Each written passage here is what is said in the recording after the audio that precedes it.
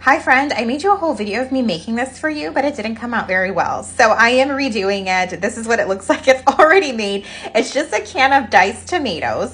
By the way, this is pizza sauce or marinara sauce, pasta sauce for people who have fructose malabsorption or fructose intolerance, because we can't have things like garlic and onion.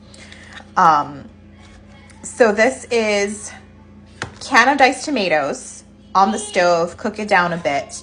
This is the secret ingredient, is the garlic infused olive oil.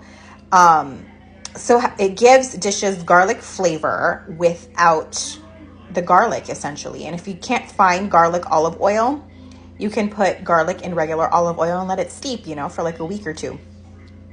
So this will give it its garlic flavor. And then you just add some Italian seasoning. I probably do like a tablespoon of this for 1 can of tomatoes and just like a couple tablespoons of the garlic olive oil. Make sure that your seasoning does not have garlic or onion. I learned that the very hard way because a lot of them do. This is just the one from the Dollar Tree. And then cook that down 15 minutes.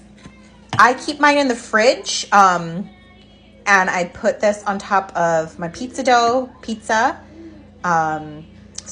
dough.